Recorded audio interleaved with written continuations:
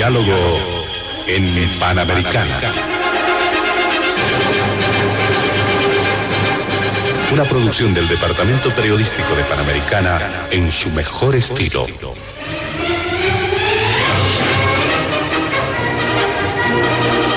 Entrevistas exclusivas sobre temas que crean expectativa general. Diálogo en Panamericana. Los sábados al mediodía y cada domingo a las 8 de la mañana. Y en trasnoche a las 24. Quedan ustedes con el staff de periodistas de Radio Panamericana.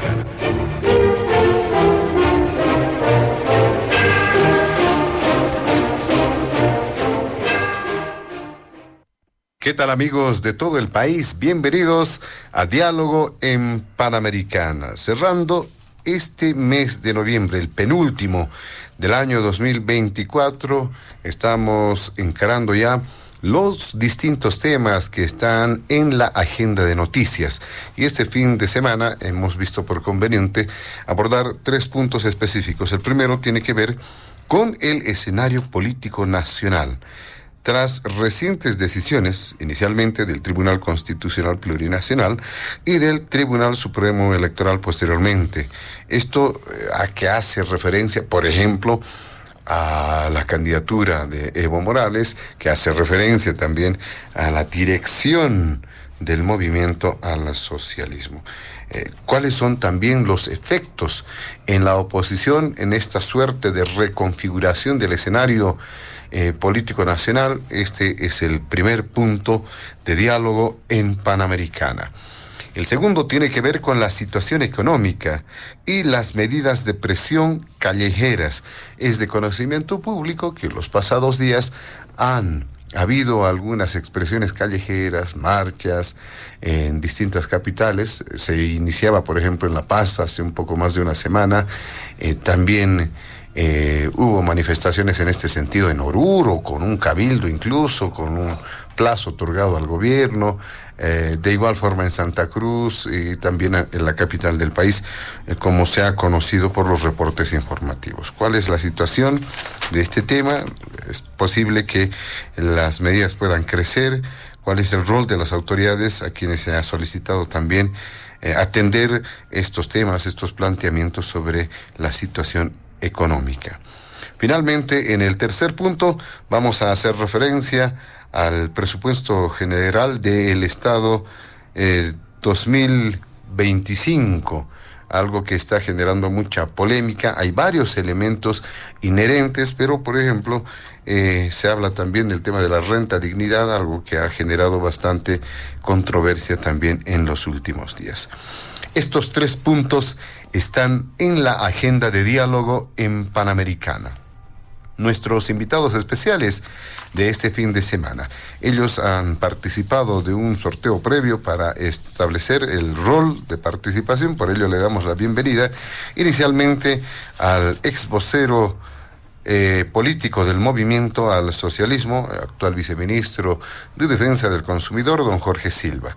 También está en los estudios de Panamericana el representante del CONADE, don Manuel Morales, y finalmente el ex diputado del Movimiento Nacionalista Revolucionario, don Luis Eduardo Siles. Junto a ellos estaremos desarrollando la agenda de diálogo en Panamericana este fin de semana. Antes de iniciar las primeras consultas, vamos a solicitar a nuestros invitados especiales evitar emitir cualquier criterio que sea considerado de racismo o discriminación en el marco de las normas vigentes en nuestro país. Inicialmente le damos la palabra a don Jorge Silva para hacer referencia a este primer punto del programa, el escenario político, institucional, tras esas decisiones del Tribunal Constitucional y que han tenido efecto también en el Tribunal Supremo Electoral.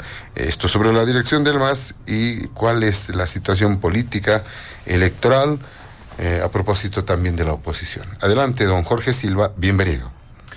Gracias, José Luis. Saludar a Chichi Siles y a Manuel Morales, que hoy nos acompañan en esta mesa. En especial a toda la audiencia que tiene Panamericana, no solamente en el país, sino también fuera del país.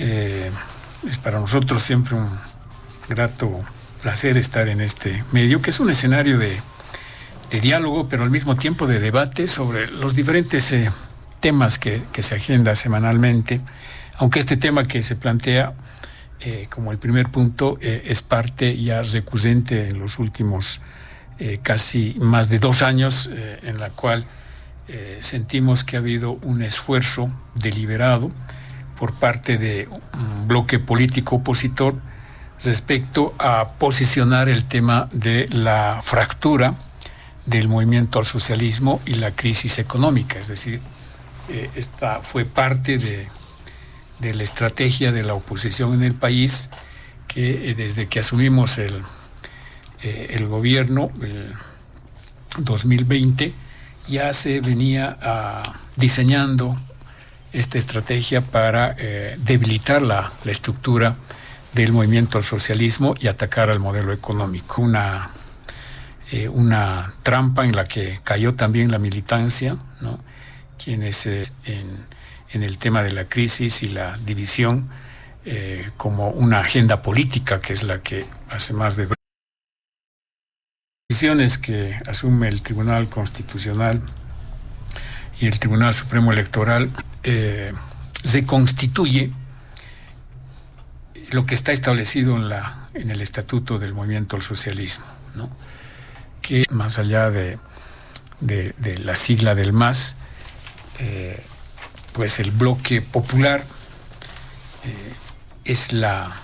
se constituye en la esencia de este escenario político. Entonces, el fallo de estas 2 instituciones de alguna manera le devuelven a el bloque popular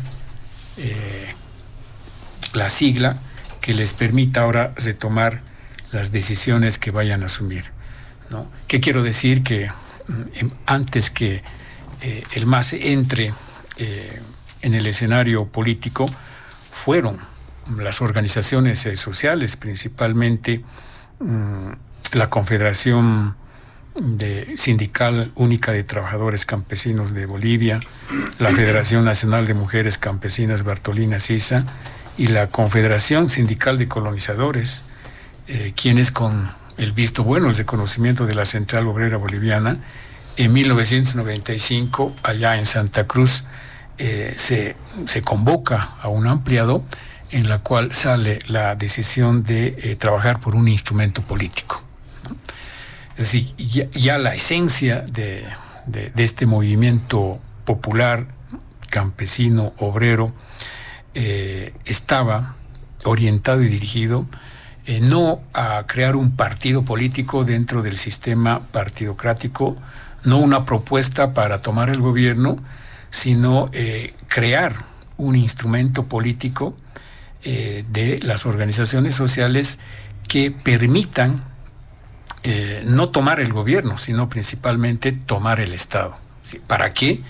Para dejar de lado ese Estado colonialista republicano que históricamente había excluido a los grandes sectores mayoritarios del país. Entonces, hoy, con estas resoluciones, le está devolviendo a las organizaciones sociales, al bloque popular, la posibilidad de tomar las decisiones, ¿no?, que vayan a asumir en función al estatuto que tenemos como Movimiento al Socialismo. Es decir, son las organizaciones fundadoras del Movimiento al Socialismo quienes ahora tienen en sus manos la toma de decisiones respecto al horizonte que nos queda como instrumento político. Entonces, para nosotros no es simplemente un tema que tenga que ver con la sigla, con el partido, sino es un tema que tiene que ver con el bloque popular, con el movimiento obrero, con el movimiento campesino, con el movimiento de los sectores populares que durante décadas atrás construyeron ese instrumento político, reitero, no para disputar el gobierno dentro de la democracia liberal, sino para disputar el Estado como sí. Y por ello parte de la agenda del movimiento socialismo como instrumento político de las organizaciones sociales era precisamente retomar la agenda de octubre con la Asamblea Constituyente para aprobar una constitución, una primera, diríamos, constitución política del Estado, tal cual sea aprobado en base a la elección de los constituyentes y en base a una Asamblea Constituyente que se instaura en Sucre y posteriormente en Oruro y finalmente se aprueba en el ex Congreso Nacional. La pelea, la lucha fue por el Estado, ¿no? Para dejar de lado la República y para iniciar la construcción del Estado plurinacional, que hoy es el blanco de el ataque que se siente por parte de la oposición. Es decir, no es solamente la sigla, no es el partido, sino que en juego está el proceso de cambio, está el debilitamiento y la fractura del bloque popular, está en juego la construcción del Estado plurinacional, ¿no? En ese contexto es de que debemos entender que estas decisiones que han asumido estos poderes del Estado plurinacional ahora te da esa oportunidad, te genera ese nuevo escenario para hacer política. Sí, sentimos que todo este tiempo hemos estado sin una dirección política porque teníamos esa fractura que se ha denominado entre vistas y arcistas o entre leales y renovadores y que no ha permitido hacer una verdadera gestión política. Por una parte. Por otra parte, la gestión pública, ¿no?, que estaba aislada también de su propia estructura orgánica, de su propia estructura política, y que en estos años lo que se ha hecho es simplemente tratar de tener las reuniones, los acercamientos, los escenarios para poder consensuar temas, pero sin la verdadera dirección política que deberíamos tener como instrumento político. Entonces, ahora con estas decisiones que han asumido, hay una dirección nacional que ha sido reconocida por el Tribunal Supremo Electoral, dirección nacional que responde a las organizaciones sociales, tal cual establece el Estatuto del Movimiento al Socialismo, y a partir de ese reconocimiento se abre un nuevo escenario en el Movimiento al Socialismo para recomponer la estructura orgánica del Movimiento al Socialismo. En ese sentido, seguramente ya congresos ordinarios que se realizarán precisamente para revisar el Estatuto del Movimiento al Socialismo, ampliados distritales, regionales, departamentales, para conformar direcciones distritales, regionales y departamentales, es decir, es el inicio para reestructurar toda la estructura política orgánica del movimiento al socialismo, por una parte. Por otra, también fortalecer al Pacto de Unidad con las organizaciones sociales y junto con los asambleístas que tiene el movimiento al socialismo y el órgano ejecutivo, realizar una agenda política que nos permita marcar la agenda, el horizonte en los próximos 5 años que están en disputa ahora en este periodo electoral. Por lo tanto, consideramos que estas decisiones que han asumido estos órganos del Estado son de vital importancia para la continuidad del proceso de cambio, para consolidar el bloque popular, para fortalecer el instrumento político, ¿no?, y para generar escenarios que nos permitan, reitero, diseñar un nuevo horizonte en el marco de el Estado plurinacional, que es nuestra conquista, diríamos, que la hemos logrado después de haber derrotado en diferentes procesos electorales a la corriente neoliberal que apuesta al Estado republicano y que apuesta al modelo neoliberal. Es decir, es un nuevo ciclo que se abre en el movimiento socialismo, en el bloque popular, y que seguramente las decisiones que se vayan a asumir de aquí para adelante van a ser decisivas para la continuidad del proyecto político, de la revolución democrática cultural, pero principalmente para proteger al bloque popular que hoy en día está siendo objeto, ¿no?, de fractura por parte de intereses ajenos al propio instrumento político, ajenos al propio rol del bloque popular que hemos tenido en el país y, por supuesto, ajenos a el Estado plurinacional. Por ello va a ser importante seguramente las próximas semanas y meses que quedan para consolidar esta estructura potente que representa el bloque popular en nuestro país a través de el instrumento político que tiene como a Lucho y a Evo y a David, ¿no?, los principales actores en el próximo periodo constitucional. Muy bien, le damos las gracias a don Jorge Silva dando cuenta de este primer punto del programa. Le pasamos el micrófono ahora a don Manuel Morales para que pueda hacer referencia a este mismo punto. ¿Cuál es su evaluación, la percepción? Además, tomando en cuenta que el CONADE ha estado haciendo seguimiento, incluso con participación en muchos escenarios políticos y sobre todo cuando se hace referencia a evaluaciones en torno a lo que ocurre en el oficialismo. Adelante, don Manuel Morales. Sí, muchas gracias. Primero saludar a Jorge y a Luis. Es un grato placer estar con ellos compartiendo este espacio. Bueno, el tema que estamos abordando es esta solución que aparentemente habría dado el Tribunal Constitucional Plurinacional a la disputa interna por el tema de la sigla.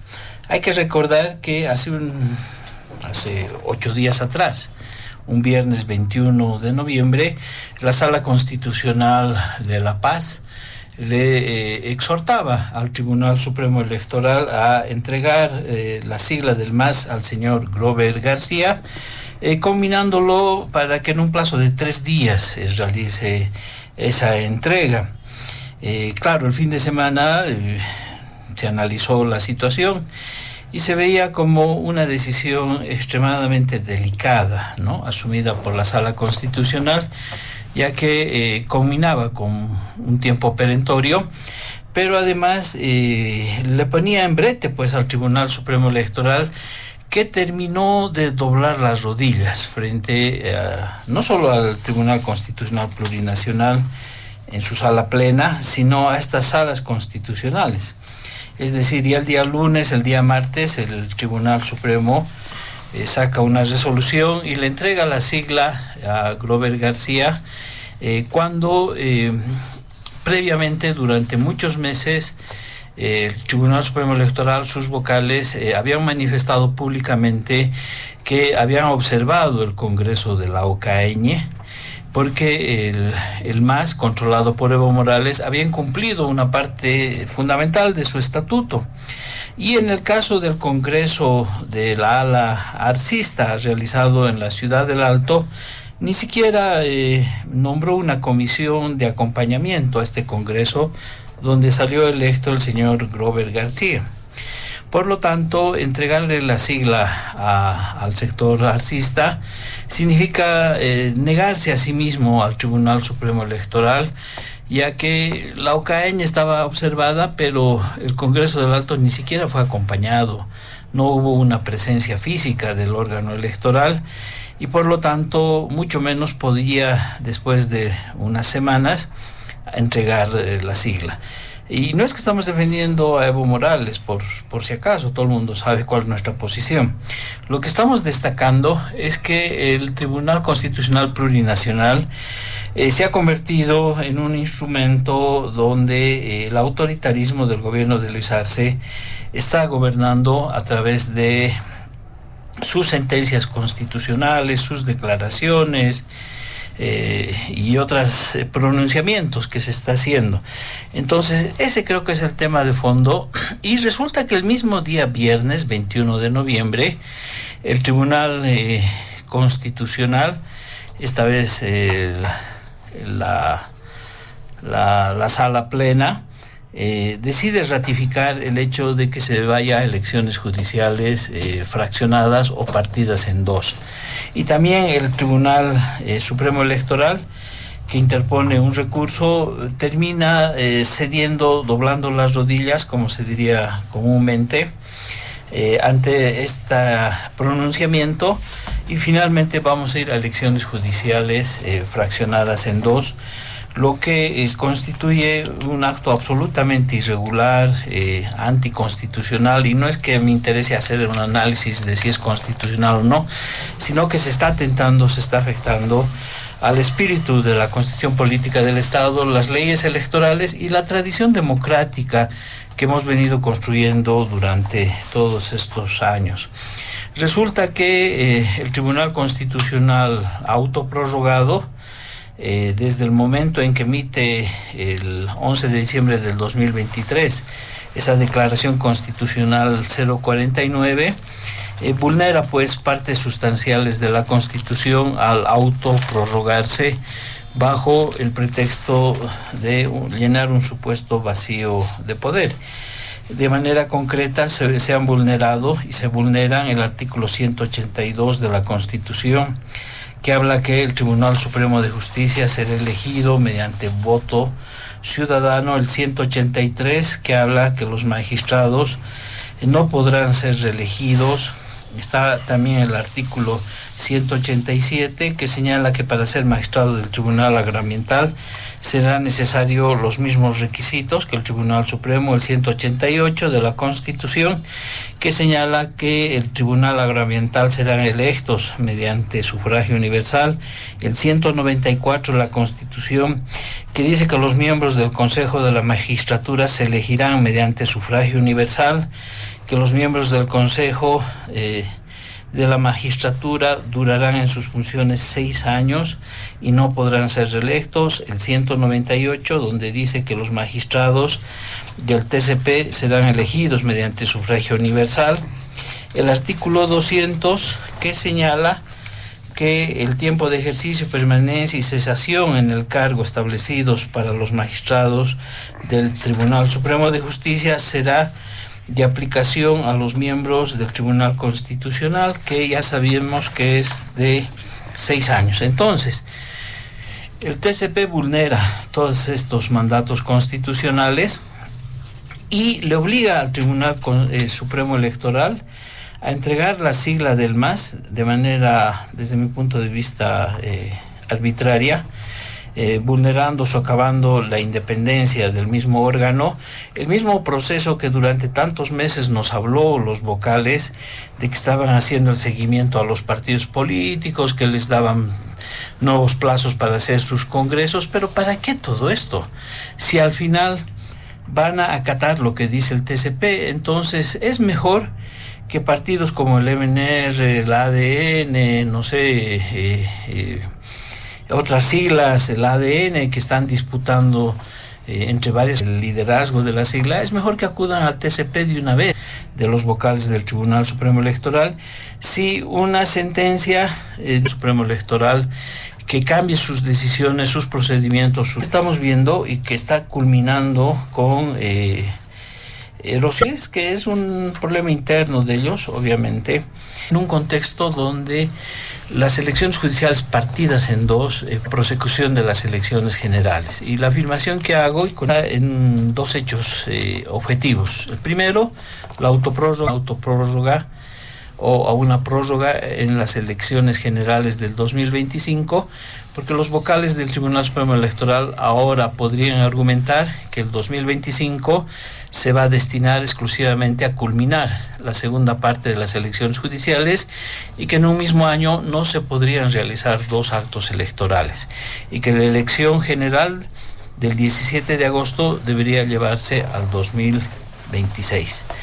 Un hecho objetivo. El segundo hecho objetivo es que ha habido un acto el 26 de junio en la Plaza Murillo, donde el general Zúñiga con unas tanquetas han irrumpido, han hecho un acto que para nosotros ha sido una parodia de un supuesto golpe de Estado, pero que ha manifestado la intencionalidad desde el gobierno, con la complicidad del ministro de Defensa, del ministro de Gobierno, de alterar el régimen democrático. Y ahora las elecciones judiciales fraccionadas en 2, por supuesto que pueden descarrilar el proceso democrático, y por eso podríamos concluir que la forma antidemocrática o probablemente no legítima, no sana, no en las buenas reglas del hacer bien la política, de quitarle la sigla a Evo Morales sin que lo defienda en absoluto a este señor,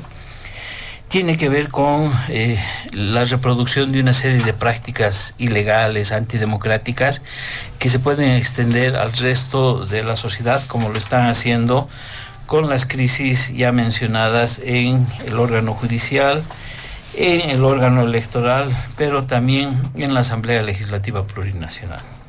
Muy bien, muchas gracias, don Manuel Morales. ¿Qué dice el exdiputado del MNR, don Luis Eduardo Siles, sobre este primer punto? Bienvenido. Muchas gracias, José Luis. Muy buenas. Un saludo cordial para usted. Gracias por la invitación. Para nuestros amigos aquí, Jorge Silva y Manuel Morales, con tertulios en este debate, y obviamente para toda la audiencia de Radio Panamericana en Bolivia y en el mundo.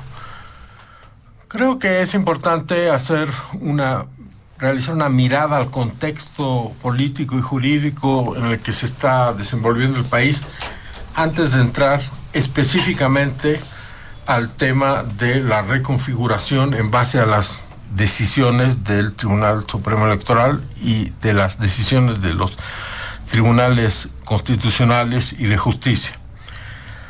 Creo que asistimos a una especie de colapso y una situación de anomía institucional del Estado boliviano.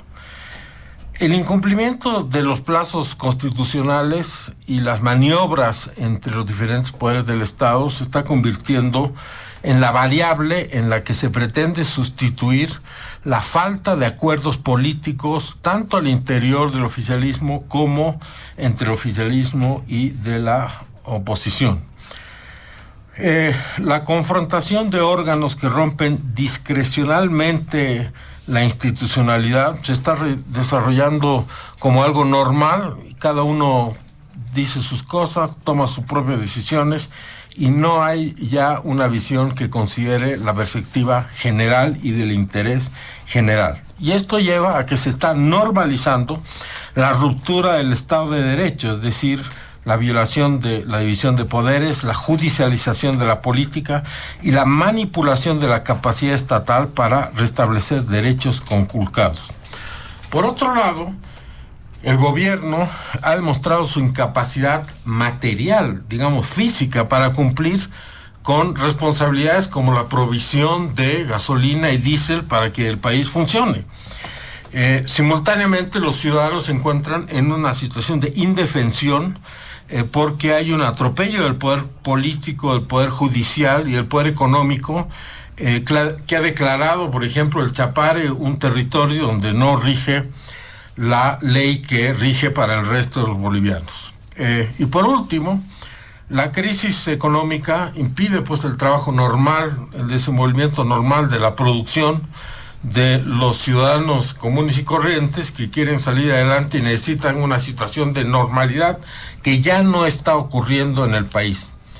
Realmente pienso que más adelante se tiene que ir por el lado de un nuevo pacto social para poder reconstruir una situación cada vez más compleja, en la medida en que unos presentan demandas judiciales en un sentido, los otros en el otro, los de arriba hacia los de abajo en contra de los de arriba, etc. Esto está yendo francamente al caos.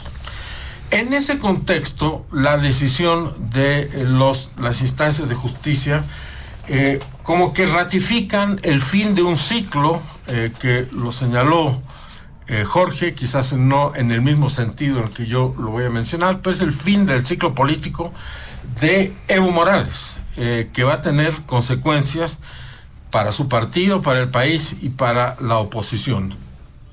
De alguna forma, durante estos años, la política boliviana ha tenido como centro, ha sido evocéntrica, si vale el término, y no precisamente porque este personaje político boliviano esté dotado de grandes cualidades, atributos o haya tenido grandes méritos, sino porque la historia y los movimientos históricos los situaron en una situación ideal para hacer lo que hizo, es decir, gobernar más tiempo que cualquier otro presidente en forma continua en esta historia. Pero este egocentrismo está llegando a su fin. Y yo creo que esto es muy sano para el país, francamente. Yo creo que ya todo el mundo está cansado de la omnipresencia avasalladora, abusiva y autoritaria que tuvo esta persona en la realidad política del país. Todos bailaban al ritmo de Evo. Y es sano, es bueno y es bienvenido que dejen de hacerlo. Y que dejemos de hacer otra cosa que bailar al ritmo de lo que es la necesidad del país y al ritmo de una visión que tenemos que construir y que no tiene que ser en absoluto la visión que él impregnó a todos desde que llegó al poder. Esta idea mesiánica de que estaba por encima de todo y que ahora está por encima de todas las leyes y que él es una especie de ser semidivino que puede ser sindicado de estupro y no tiene que pagar las consecuencias jurídicas que eso tiene. Puede realizar bloqueos con violencia, incluso confesar en televisión que le disparó a unos policías, no le pasa nada. Puede realizar marchas que nadie sabe cómo se financian ni a quién obedecen salvo a él, y fracasar, no le pasa nada. Puede realizar todas las cosas que él hace, especialmente cultivar coca para cocaína durante años de años, no le pasa nada, él es impune, tiene derecho a hacerlo. Yo creo que ahora con la detención del ex responsable de narcóticos del señor Morales y su posible extradición, se van a conocer muchas verdades sobre estos temas y es bueno y sano para el país que se conozcan estas verdades, porque ya lo entraremos a analizarlo en el segundo punto. El resultado de todo este mundo egocéntrico es pues el colapso institucional, económico y político que estamos viviendo. Es decir, la destrucción del potencial hidrocarburífero de Bolivia, que hubiera hecho muchísimas cosas buenas por todos nosotros, que hubiera asegurado nuestro futuro en forma lujuriosa, si vale el término, cuando pensamos que en algún momento se pensaba exportar gas a California. Todos podemos asumir las consecuencias que eso hubiese tenido en términos de la provisión de dólares, por ejemplo. Realmente no tener dólares hubiera sido un tema que nunca hubiera podido ocurrir, puesto que estuviéramos exportando gas a los Estados Unidos y a California. Realmente esto hubiera traído empresas que hubieran dinamizado la economía, hubiera traído mucho más turismo, hubiera traído un mundo de prosperidad y desarrollo. Pero Evo Morales nos negó el futuro y prefirió destruirlo todo, prefirió racializar, reetnitizar la política y prefirió la lógica de la confrontación y el odio. Y todo esto es el resultado de eso. Entonces, francamente, que a consecuencia de una decisión del Tribunal Supremo Electoral, el señor ya no esté a cargo del movimiento al socialismo, me parece muy bien, y esperemos que le caigan todas las consecuencias de la ley en base a los delitos y crímenes de los cuales es sindicado, que son muchos y son muy graves, y que ya son de conocimiento del planeta entero en este mundo globalizado que vivimos. Entonces, yo creo que eso es una oportunidad no solo para el movimiento al socialismo como tal, sino también para la oposición. El movimiento al socialismo como partido, como organización enraizada en ciertos niveles de la sociedad boliviana, bueno, tendrá que renovarse, pues, tendrá que escoger nuevos liderazgos, tendrá que venir nueva gente, tendrá que refrescarse. Y la oposición deberá ya estar en condiciones de hacer propuestas concretas, porque si no, ser opositor al movimiento al socialismo solamente no puede ser una propuesta, no puede ser una visión que asegure el apoyo de la población. Aquí hay que mostrar alternativas, mostrar personalidad, mostrar soluciones, y no necesariamente repetir consignas como la de la unidad o la del antimacismo. Aquí la oposición tiene que reinventarse, perdió la oportunidad de hacerlo durante 20 años y este es el momento en lo que va a poder hacer. Entonces, bueno, redondeando, yo creo que este es el fin de un ciclo donde una persona ocupó un lugar desproporcionadamente grande y que a consecuencia de sus propios actos va a dejar de ocuparlo y va a empezar a concebir que pueda responder por las consecuencias de sus actos para todos los bolivianos, para su economía y para su futuro. Muy bien, muchas gracias, don Luis Eduardo Siles. Vamos a realizar una segunda ronda. Les rogamos a nuestros invitados especiales acelerar el tiempo de participación, bastante corto, por favor, en esta segunda ronda para hacer algunas puntualizaciones, apuntes. Don Jorge Silva, primero con usted. Sí, bueno, más que todo para la gran audiencia que tiene Panamericana y explicar un poquito de lo que estamos hablando, porque no vamos a convencerlo ni a Manuel ni a Chichi sobre lo que es el movimiento al socialismo, ¿no? Pero entendemos la lectura que ellos tienen porque es una lectura desde una visión de la democracia representativa, ¿no? Cuando dicen le han quitado la sigla a Evo Morales, como si el MAS fuera o la sigla fuera una propiedad de una persona, o de Evo Morales o de cualquier otra persona, y no es así, ¿no? Pero entendemos que tienen esa lectura porque evidentemente pues los partidos que representan a la democracia representativa tenían y tienen actualmente un dueño, ¿no? Ahí está Samuel Doria Medina, el propio Víctor Paz Estensoro con el MNS, Jaime Paz Zamora con el MIR, etcétera, etcétera. Son Hugo Banzer con la ADN, Juan del Granado, por ejemplo, con el Movimiento Sin Miedo. Son personas que han construido partidos políticos para pues tomar el poder, ¿no? Entonces esas personas desaparecían y el partido como tal también desaparecía. No estamos hablando en esa misma línea, ¿no? Por eso no nos vamos a entender con ellos. O ellos saben y, bueno, tienen su propia lectura. Nuevamente retomo, el movimiento al socialismo como sigla no es propiedad de una persona, ¿no?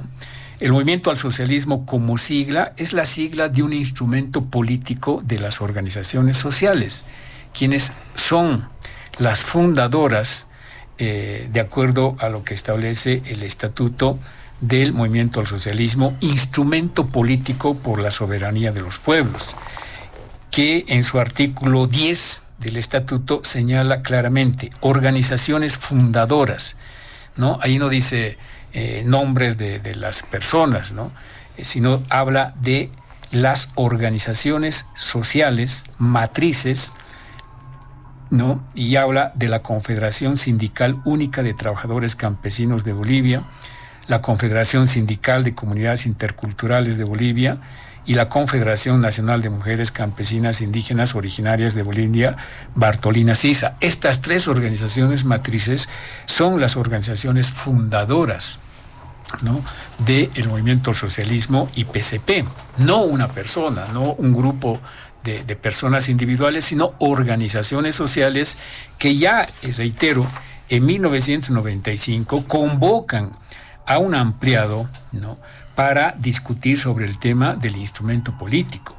Y en 1997, ¿no?, la CSUCB, la Confederación Sindical Única de Trabajadores Campesinos de Bolivia, convoca a un evento nacional en Potosí, donde surgen 4 liderazgos: Román Loaiza, ejecutivo de la Única; Evo Morales, presidente de las 6 federaciones del Trópico; Alejo Vélez, ejecutivo de la Federación de Campesinos de Cochabamba; y Félix Santos, ejecutivo de la Federación de Campesinos de Potosí.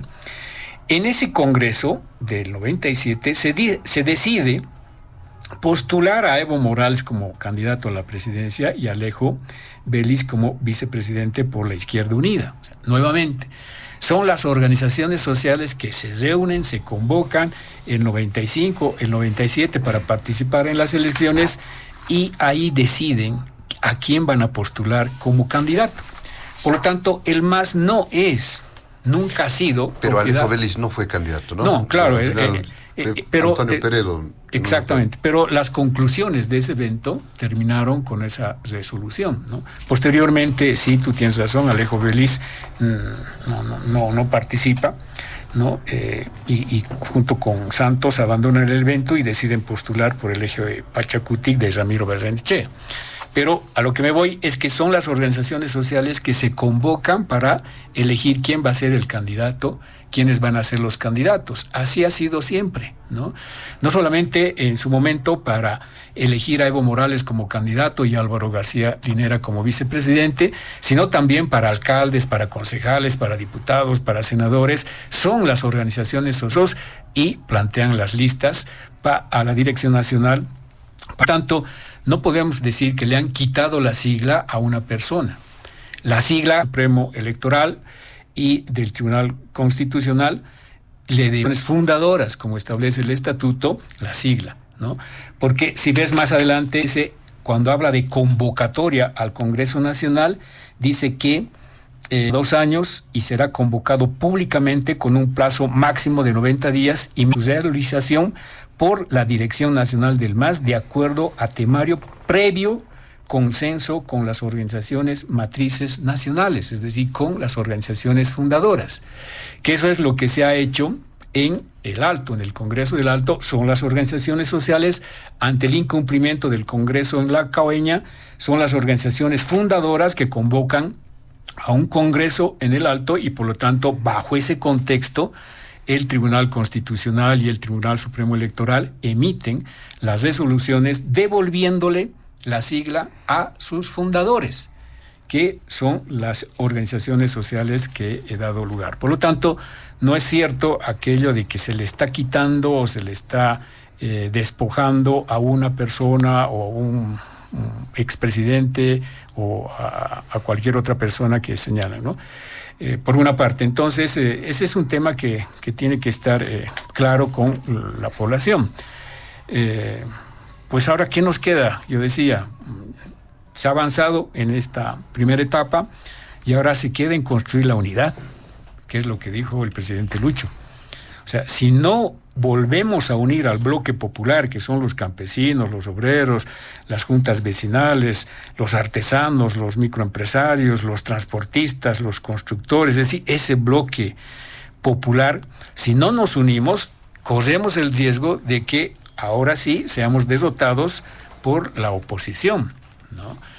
Llámese de derecha, llámese de centro derecha, llámese con cualquier nombre, pero sí hay el riesgo de que en las próximas elecciones, si el bloque popular no se une, corre riesgo el proceso de cambio, corre riesgo el proyecto político, corre riesgo el propio Estado plurinacional, ¿no? Porque ya hemos escuchado voces de los candidatos de que hay que volver a la República, que hay que entregar Bolivia al Fondo Monetario Internacional, que hay que cesar las empresas, es decir, ya que hay que eliminar la subvención. Ya están lanzando sus primeros dardos en contra precisamente de esta construcción política que hemos logrado a partir de la decisión de las organizaciones sociales de conformar su propio proyecto político, su propio instrumento político.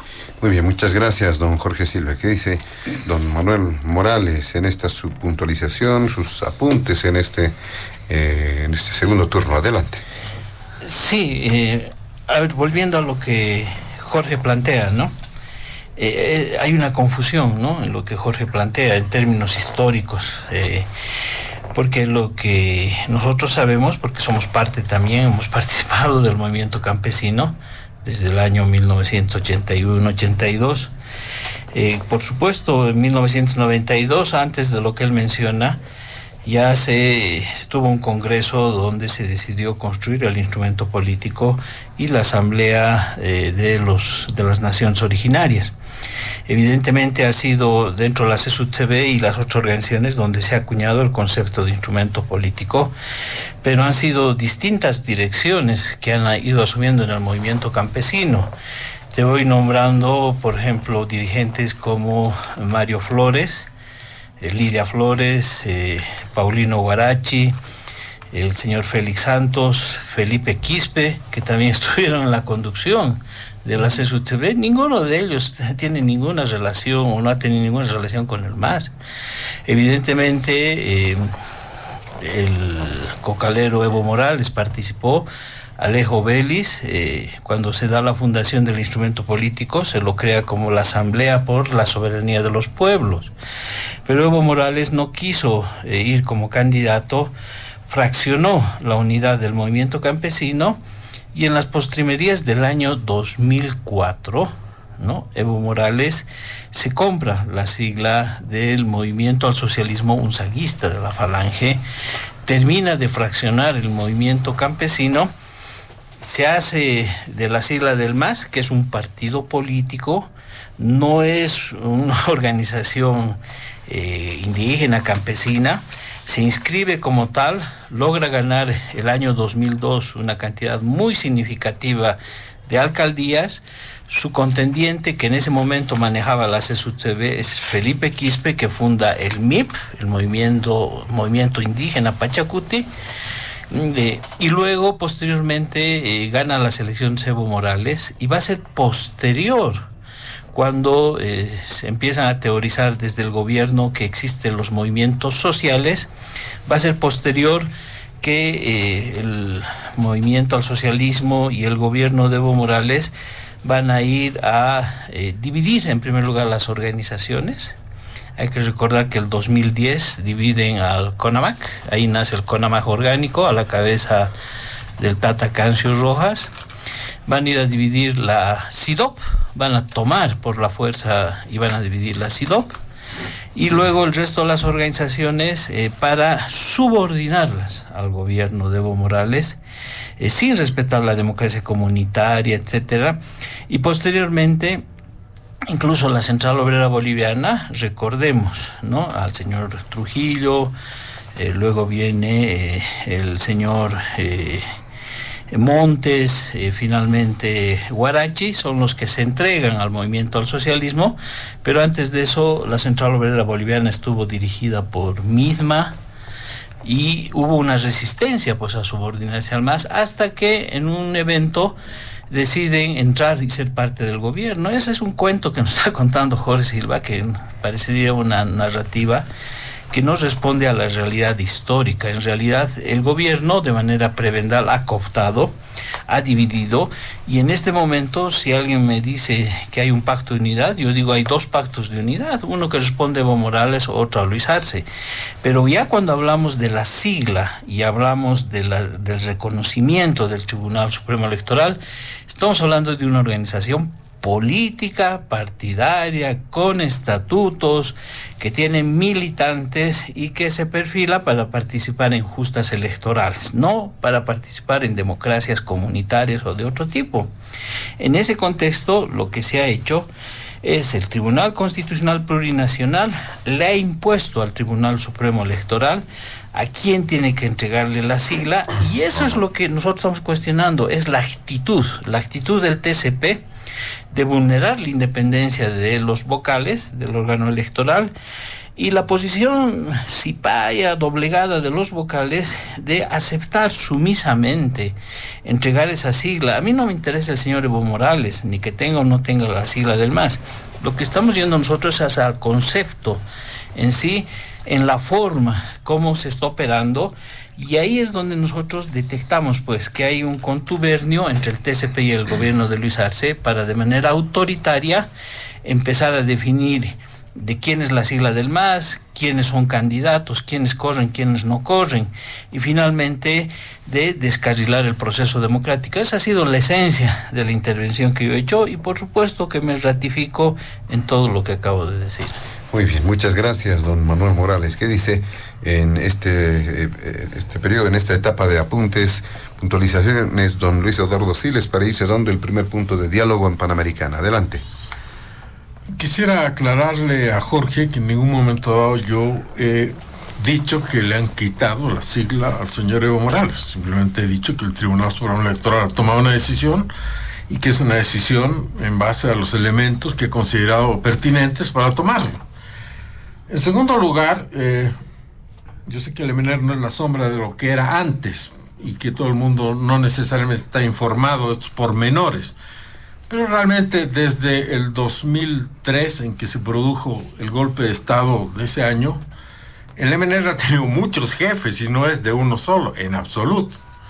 Han sido jefes de este partido don Javier Campero, don Guillermo Bedregal, doña Mirta Quevedo, Franklin Anaya, Daniel Arana, Johnny Torres, mi persona, y fue también el Tribunal Supremo Electoral el que decidió sancionarme arbitraria e injustamente obedeciendo no sé a qué intereses, pero yo acaté esa decisión, y en este momento, bueno, está por tomar otra decisión para confirmar la elección del nuevo jefe nacional. Entonces, decir que ha habido un dueño del partido no se ajusta a la verdad. Y en las épocas previas siempre hubo el MNR de Paz Tensor, el MNR de Siles Suazo, el peso que tuvieron Walter Guevara, Ñuflo Chávez y otros personajes históricos.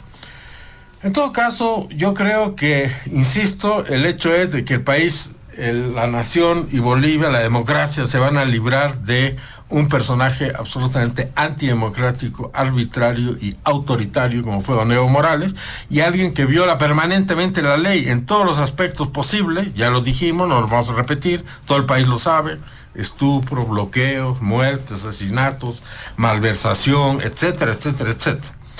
Yo creo que el movimiento al socialismo no va a ser derrotado porque estén o no divididos, estén o no unidos, sino por el resultado de la gestión del movimiento al socialismo durante estas casi 2 décadas en los que han estado en el poder.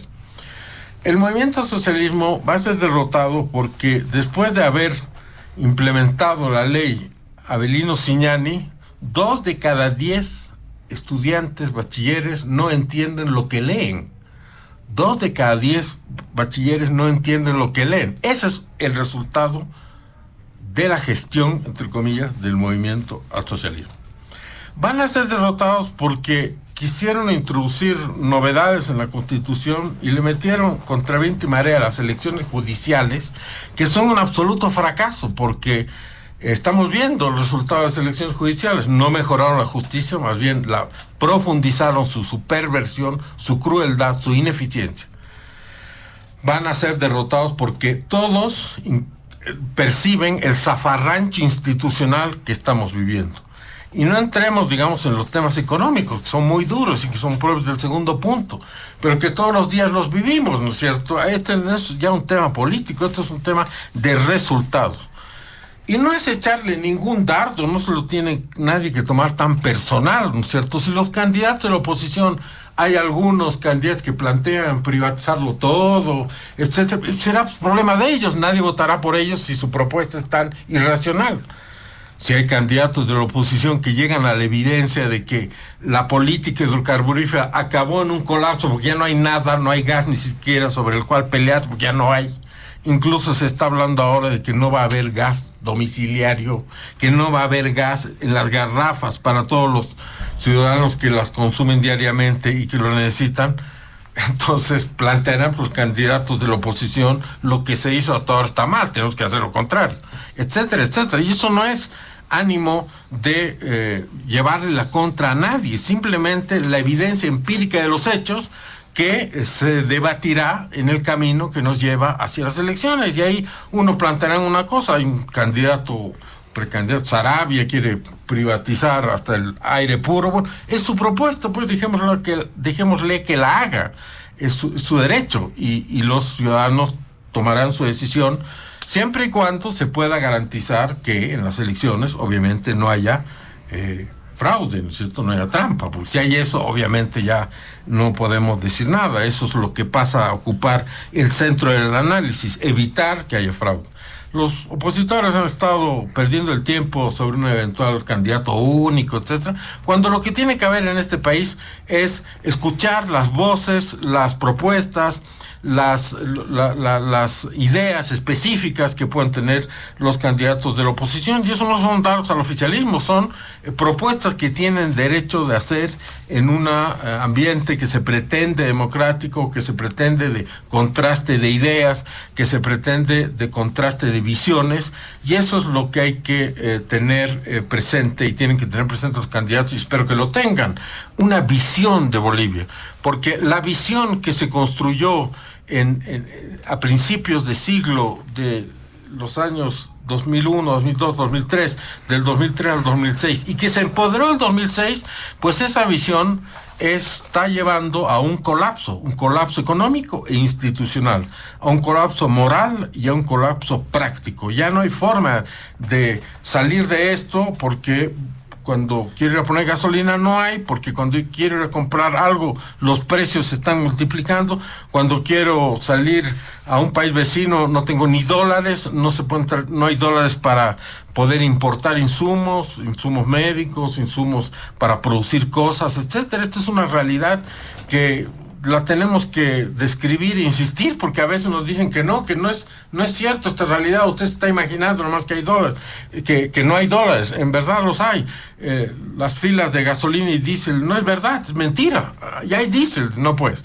Estos son temas que están ocurriendo y los tenemos que debatir, y son temas concretos que no hacen al recorrido histórico, a los antecedentes de los individuos que jugaron un papel en el movimiento al socialismo o en el MNR o en el partido que sea. Lo que tenemos que es concentrarnos en los problemas que esto está causando, y está causando no solo problemas económicos, sino también un problema de desbarajuste institucional, con los poderes peleándose entre sí, etcétera, como lo veíamos al principio. Y esto también tiene un origen, ¿cierto? Tiene su origen en frases como: cuando me dicen que algo es ilegal, yo les digo, métanle nomás, que los abogados lo arreglen. Bueno, ese es el origen, pues, de este circo. Ahí empieza, porque esa fue la filosofía que se aplicó filosofía entre comillas, durante todos estos años. Y por lo tanto, insisto, aquí algún rato todos tenemos que pensar en un nuevo contrato social, opositores y oficialistas, para tratar de salir de este berenjenal en el que estamos metidos. Muy bien, vamos a irnos rápidamente al segundo punto de diálogo en Panamericana, y ese tiene que ver con la situación económica, lo que está ocurriendo en el país, tomando en cuenta las expresiones de preocupación que se han generado con algunas medidas, movilizaciones callejeras. Lo hemos mencionado al inicio del programa. En La Paz, hubo también en Oruro, en Santa Cruz, en Sucre. Es decir, podría generarse un nuevo frente de conflicto a raíz de temas estrictamente económicos. ¿Qué dicen las autoridades de gobierno? Don Jorge Silva, adelante. Bueno, a ver, sobre este tema, que es muy importante, porque se trata de un tema que a diferencia del primer punto solamente les interesa a los políticos debatir. El tema económico es un tema que es de interés nacional, ¿no? de todos. Y es importante aprovechar estos espacios de debate para dirigirnos a la población, ¿no? Porque los políticos tienen una lectura que seguramente las vamos a escuchar y vamos a ver de qué van a defenestrar desde todo punto de vista. Sin embargo, la actual situación económica que está atravesando el país es parte de una crisis global que estamos viviendo en el mundo. No es solamente que en Bolivia se han incrementado los precios o los servicios, es en el mundo que ha habido un incremento de precios de productos, especialmente alimenticios, productos de la canasta familiar, pero también servicios de transporte, por ejemplo, se incrementaron en todo el mundo, debido a los efectos de la guerra, debido a los efectos de la crisis climática a nivel mundial, debido a la toma de decisiones económicas, políticas económicas que se tomaron en diferentes países del mundo, acá cerquita Argentina, por ejemplo. Sí, son varios los factores que han influido para que los productos, no solamente de la canasta familiar, sino otros productos como son de limpieza y aseo, por ejemplo, se hayan incrementado. Por una parte, es decir, que el incremento de precios de los productos de la canasta familiar y productos de aseo, limpieza y otros no es exclusivamente en el país. Es más, en Bolivia la mayoría de los productos tienen un precio menor al precio que tienen los mismos productos en otras partes del mundo, especialmente nuestros vecinos, ¿no? ¿Qué es lo que actualmente provoca este contrabando a la inversa que se ha denominado, ¿no? Porque una cosa es comprar el arroz en Bolivia con 12, 15 bolivianos el kilo, y otra cosa es comprar el mismo kilo de arroz en Argentina en 35, 36 bolivianos. O pagar en Bolivia la garrafa de gas 22.50 y en el desaguadero peruano más de 30 soles, ¿no? Es decir, más de 100 bolivianos. Entonces, estas diferencias económicas tienen sus efectos diversos también en la economía nacional, por una parte. Entonces, es la crisis global, son los efectos climáticos de la naturaleza y otras medidas políticas que inciden en el incremento de precios que consumimos los bolivianos. Segundo, lamentablemente en Bolivia se ha venido acuñando, ¿no?, que hay que consumir lo extranjero, que lo importado es lo mejor y que lo nacional no sirve. Entonces, excepto algunos, hemos hecho un estudio en defensa del consumidor, de 100 productos que consume un consumidor, 75 son importados. Y estamos hablando entre 30 y 25 productos de estos 100 son bolivianos. No estamos hablando de vehículos, de artefactos, no.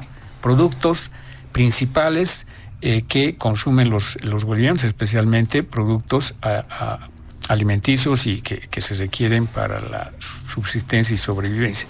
Entonces, ese 70-75% de productos que consumimos productos chilenos, brasileros, peruanos, ecuatorianos, colombianos, europeos, norteamericanos, llegan al país ya con un precio elevado. Por lo tanto, pretender que controlar esos precios de productos importados es sencillamente imposible, ¿no? Porque una cosa, por ejemplo, es la harina, que costaba en la Argentina el quintal entre 130 a 140 bolivianos el quintal, y que estaba muy por debajo del precio de la harina nacional. Entonces, ¿qué hacían los productores panificadores de Tarija, de Santa Cruz, de Beni? No utilizar la harina nacional porque les era más económico y de mejor rendimiento, según ellos, la harina argentina, que estaba, reitero, con un precio menor. ¿Cuánto ahora vale el quintal de harina argentina? Está por encima de los 280 bolivianos, ¿no? En algunos casos, incluso de acuerdo a la marca, pasa los 300 bolivianos. Y lógicamente eso ya afecta a los productores que trabajaban con esa harina argentina. Y este ejemplo lo podemos dar en varios rubros. Por lo tanto, hay una afectación directa en todos los productos que consumimos, productos importados que consumimos en el país. Por una parte. Por otra parte, hay productos nacionales, de estos 100, te decía, 25 a 30, que mantienen una cierta regularidad en los precios, con algunos altibajos, ¿no? De acuerdo a la época, de acuerdo a la temporada, los productos bolivianos en su mayoría se mantienen. Por ejemplo, la carne de pollo, ¿no? Que en el bloqueo sí, llegó hasta 30 bolivianos el kilo, pero hoy puedes encontrar en 16, 17.50, en Santa Cruz en 13 bolivianos. O la carne de cerdo, que durante el bloqueo estaba en 33, 35 bolivianos, ahora ha bajado a 29, 30 bolivianos. La carne de res, que el kilo gancho estaba en 34, 35, ahora ha bajado a 27, 28, 29 bolivianos. Es decir, los productos nacionales, verduras, frutas, carnes, huevo, etcétera, mantienen sus precios, excepto el arroz, ¿no? Excepto el arroz, que tiene desde mi punto de vista un precio totalmente especulativo debido a diversos factores que tienen que ver con el control de la producción, pero principalmente con el control de la distribución y la imposición de precios de ese producto. Entonces, hoy debería estar costando el arroz, el quintal, en unos 220, 240 bolivianos, pero lamentablemente no es así. Encuentras en el mercado por encima de los 400 bolivianos. Ese es un tema especulativo que lo tenemos que controlar como gobierno porque afecta directamente a la población boliviana. Por eso es que EMAPA se está cargando ahora todo el bulto del arroz por el precio, no porque no hay arroz. Tú vas al mercado o al supermercado y vas a encontrar arroz de las diferentes calidades. La diferencia es el precio.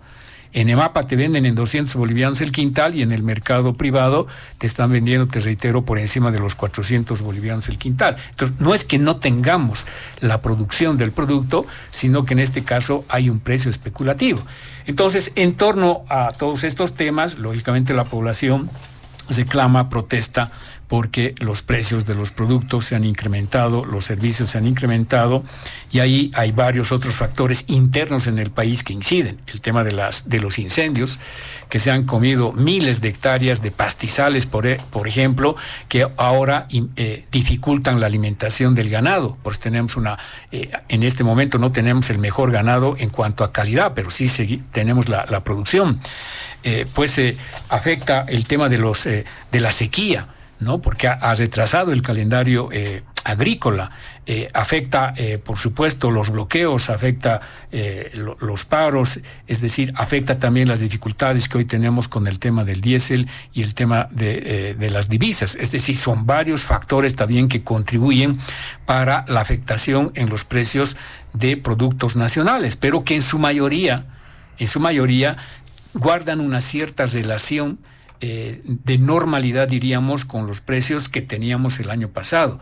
O sea, la papa llegó hasta 120 bolivianos, pero hoy puedes conseguir en 55, 60 bolivianos la arroba.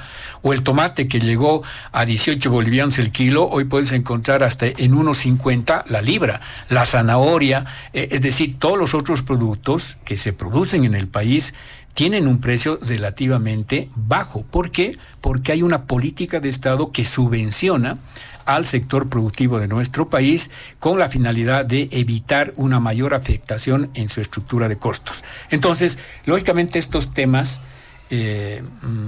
no lo digiere fácilmente la población y sale a protestar, ¿no? Y ahí hemos visto varias movilizaciones de los ciudadanos bolivianos, de los consumidores, que entendemos están en el marco de su ejercicio político que está establecido en la Constitución, pero no, que lamentablemente este tipo de mecanismos de protesta, de lucha, si bien es cierto, es su derecho, no coadyuvan a buscar una solución. Un bloqueo de caminos, dizque, para defender la canasta familiar o para exigir el tema del combustible o la divisa, lo único que ha hecho es destrozar la economía del país por más de 24 días de bloqueo que hemos tenido, porque los precios sí, ahí se han incrementado alarmantemente, porque no podías traer productos de Santa Cruz a otros departamentos o sacar productos de Cochabamba. Un bloqueo de caminos te asesta un golpe devastador a la economía, especialmente de los sectores más empobrecidos que tenemos en el país, especialmente los artesanos, los microempresarios, los pequeños emprendimientos, son los que más se ven afectados con este tipo de medidas. Una marcha. Ayer ha habido, creo, el otro día, un anillazo, creo, en Santa Cruz, que no coadyuva en absoluto a buscar una solución, porque la solución a los problemas que tú quieras poner, ¿no? Y ahí puedes poner un abanico de problemas que tenemos, no solamente Bolivia, en el mundo entero. Te reitero, no lo vamos a solucionar con bloqueos, con huelgas, con paros, con movilizaciones, con pedidos de renuncias, con adelantamiento de elecciones, no. Estos problemas que estamos atravesando económicos en el país, que reitero una vez más, es parte de una crisis global, ¿no? Por eso hablamos de una inflación importada, porque son los productos mayoritariamente importados que han llegado al país con un precio mayor. Lo vamos a resolver con gestión, lo vamos a resolver con trabajo, y ahí tenemos las propuestas como gobierno para que a corto, mediano y largo plazo busquemos soluciones, no parches, soluciones estructurales a los principales problemas que hoy estamos atravesando como país. Muchas gracias, don Jorge Silva. En este segundo punto también hay consideraciones de parte de don Manuel Morales. ¿Qué decir frente a lo que está ocurriendo? ¿Será que crece el nivel de conflictividad o puede abrirse un nuevo frente de conflictividad específicamente desde este punto de vista del tema económico? Sí, se va a abrir una crisis, hay una crisis económica, se va a abrir un frente, se ha estado haciendo en estos días algunas presiones, pero todavía la coyuntura económica y la reacción de la población todavía no la podemos predecir. Lo que sí quiero señalar es que en Bolivia el modelo económico sí está llegando a un punto culminante, a una crisis, y ha habido pues una presión fruto del bloqueo de Evo Morales, la falta de aprovisionamiento, y resulta que el sector que más rápido se ha movilizado o ha manifestado una presión ha sido el sector de la CAO en primer lugar, y luego la CAINCO en Santa Cruz, que le han dicho al gobierno: si no puedes abastecer con diésel y gasolina, danos la oportunidad que nosotros lo aprovisionemos. Entonces el gobierno vio una oportunidad interesante para el gobierno de decir: está bien, entonces hay un decreto supremo, pueden hacer una libre importación y una libre comercialización de carburantes, de tal manera que entraría al mercado el sector empresarial para coadyuvar al gobierno en una iniciativa que todavía había que sondearla. Bueno, resulta que los empresarios esperan un decreto, la reglamentación, en fin, y se empieza a hacer cálculos, porque hay que reconocer que el sector empresarial no se va a involucrar en una actividad donde no va a ganar, ¿no? Entonces hacen sus cálculos y resulta que no hay dólares en el mercado, la importación es de gran envergadura y da un paso atrás, ¿no? Y al dar un paso atrás prácticamente lo deja solo al gobierno, pero esto manifiesta que la gente ha buscado una alternativa, ¿no? Para darle una solución a este problema, pero lastimosamente el sector empresarial no tiene ni la capacidad ni los dólares suficientes como para meterse a la aventura de importar y comercializar los carburantes, y al final dijeron: preferimos nomás seguir siendo consumidores. Aquí está el viceministro de los derechos de los consumidores. Ellos se acogen como consumidores y quieren seguir recibiendo diésel subvencionado. Esto significa que no solo la subvención aparentemente beneficiosa para los más pobres, sino también para el sector empresarial. Bueno, ahora entrando en materia también económica, el gobierno está en una situación muy difícil y necesita dólares, tanto para hacer funcionar el sistema financiero, poder inyectar algo de dólares, pero también para poder hacer estas importaciones. Resulta que existiría dos rubros para que el gobierno pueda obtener divisas. Uno ha sido los contratos que ha terminado de firmar en estos días sobre el tema del litio. Habrá que ver las condiciones. Seguro, como ya son contratos, seguro irán al Parlamento, se los va a conocer, se van a poder ver el tema de las regalías y si verdaderamente son beneficiosos para el país.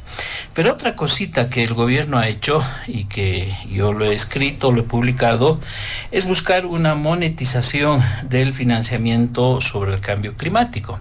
Es decir, el presidente Luis Arce, invitado por Lula del Brasil, fue a la cumbre del G20, donde 19 países del primer mundo se reúnen, más la Unión Europea y la Unión Africana, y les fue a tratar de engatusar, ¿no? O sea, el gobierno quiso timar al G20, indicando que Bolivia estaba cumpliendo con el cambio climático. Es más, el presidente Luis Arce se atrevió a decir que estaba empezando un programa muy agresivo de reforestación de la Amazonía, es decir, algo que no tiene pies ni cabeza. En primer lugar, Bolivia durante el gobierno de Luis Arce ha sobrepasado los 10 millones de hectáreas de bosques y áreas no boscosas quemadas. Según Fundación Tierra, se acerca a los 14 millones de hectáreas, es decir, el ecocidio más grande de la historia del país, que ha generado una emisión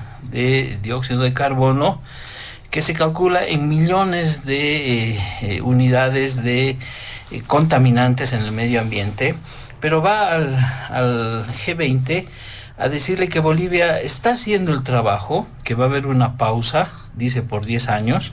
En el decreto supremo no se menciona los 10 años de la famosa pausa ambiental, solo se dice que durante 5 años no se tocarán las tierras fiscales quemadas, y estira la mano.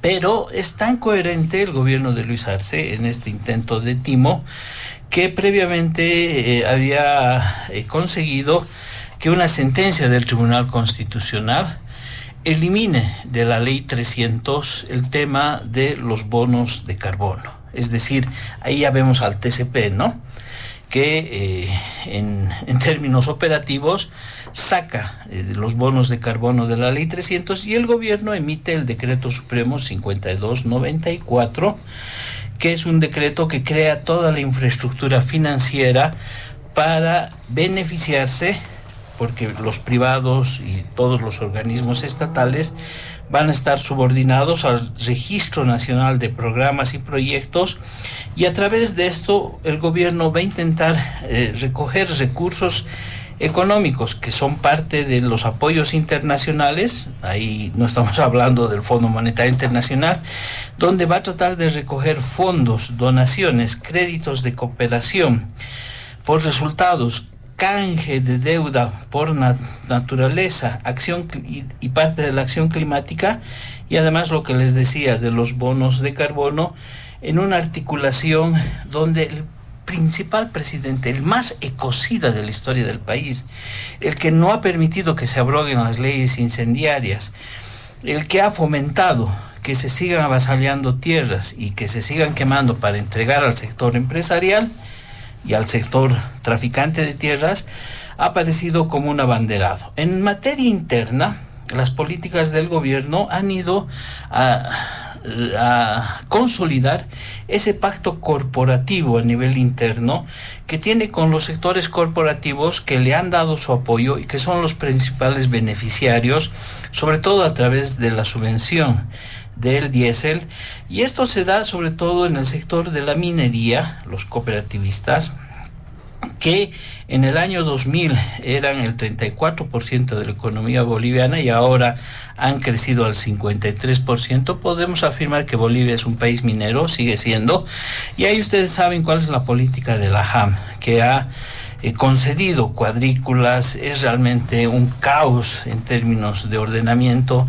Han dado la posibilidad de que cooperativas mineras auríferas penetren al Madidi. Ustedes saben que de acuerdo a estudios que periodistas están haciendo denuncias muy valientes, se tienen las dragas operando en los ríos amazónicos del norte del país. Y bueno, viento en popa con el sector de la minería. El otro sector es el de los hidrocarburos, que el año 2000 ocupaba el 14%, ha crecido hasta el 20%, pero que absolutamente el gobierno actual lo ha descuidado. Tal vez alguna que otra exploración, algún pocito por allá, pero el gobierno ha claudicado en el sector de los hidrocarburos. Y finalmente viene el sector agropecuario, que ha tenido una reducción. El año 2000 aportaba el 37% de las exportaciones, ahora es reducido al 25%, pero ha hecho cosas extraordinarias con el sector agropecuario, es decir, los sectores que siembran soya sobre todo, y el tema del azúcar y el sorgo, que les ha dado en estos meses previos la aprobación abreviada de eventos transgénicos que ni Evo Morales tuvo el coraje de darles. Les está permitiendo la siembra de la soya intacta, la soya HB4. El gobierno mantiene la subvención en el diésel a un sector que ha declarado que este año va a producir solamente el 5% del trigo nacional. Es decir, el 95% del trigo y la harina de trigo este año va a tener que ser importado. Seguramente lo hará EMAPA, seguramente lo harán algunos privados, porque además ha emitido un decreto supremo donde establece un arancel cero para los importadores de trigo. SOS, una medida de emergencia, de desesperación del gobierno para que alguien importe o finalmente se meta por contrabando el tema del trigo, es decir, una crisis total del sector. Y por el otro lado, ha aprobado el gobierno de Luis Arce también un arancel cero para la importación de agrotóxicos, es decir, para el sector del agronegocio. Por eso decimos agronegocio, no es una mala palabra, eso quiero que entiendan. Incluso hay una carrera que da la carrera de agronegocios en Santa Cruz, una universidad privada. Agronegocio es la persona que se dedica a la agricultura y que obtiene recursos, es parte de un negocio. Si el negocio le va mal, se va a dedicar a otras cosas. Entonces, a este sector, que es el sector mimado del gobierno, le ha dado además dos cosas, y con eso quiero terminar. Una primera es que el gobierno ha puesto en la congeladora todo el proceso de saneamiento de tierras. Es decir, desde el gobierno de Evo Morales, el INRA no ha hecho el saneamiento del 100% de las tierras. Lo último y lo vergonzante ha sido el señor Núñez, actual ministro del INRA, que hace cuestión de unos 2-3 meses atrás ha suplicado a la Asamblea Legislativa Plurinacional la aprobación de un crédito de $40 millones para terminar el proceso de saneamiento, cuando este proceso de saneamiento ya Nemesia Chacollo el año 2013 decía que con un par de años iban a terminar. ¿Cuáles son las consecuencias? No se ha saneado las tierras, no se las revierte por no cumplir la función económica social. Durante el ciclo de quemas, con las leyes del perdonazo y las leyes incendiarias, no existe ningún propietario de predio agropecuario en Bolivia que hubiera sido encarcelado o sancionado penal, administrativo, civilmente por haber quemado 1 metro cuadrado de tierra en Bolivia, cuando cada año se han quemado sistemáticamente millones y millones de hectáreas. Entonces, ese es el tema, esa es la forma como se hace política agraria, agropecuaria, cómo se administra el mercado de tierras, y finalmente tenemos al Tribunal Agroambiental, un florero dentro del órgano judicial que hasta el día de hoy no ha aprobado su código de procedimiento ambiental, y por lo tanto las personas que luchan contra los incendios, que luchan y quieren defender de la naturaleza, no pueden presentar ningún tipo de recursos al Tribunal Agroambiental, porque toditos los recursos nos los rechazan, ya que no existe un código de procedimiento que viabilice cualquier demanda al respecto. Muy bien, muchas gracias, don Manuel Morales. ¿Qué dice también don Luis Eduardo Siles en este segundo punto del programa, el tema económico, medidas callejeras? ¿Cuál es su evaluación? Bueno, yo creo que evidentemente en el mundo global en el que vivimos, no solo son las decisiones internas las que tienen consecuencias sobre la economía, sino los hechos externos. Eso es algo evidente. Después de la pandemia, que fue global, como consecuencia de las guerras, como consecuencia de los cambios políticos en otros países, esto tiene un efecto en nuestro país y no sería prudente negar aquello. Pero obviamente también están las decisiones internas. Y lo que es transversal a la crisis económica que estamos viviendo es principalmente la falta de dólares. Eso es lo que perjudica en la capacidad de adquirir gasolina, diésel, en la capacidad de importar insumos básicos, en el deterioro del poder adquisitivo de la población, en el aumento de los precios, etc.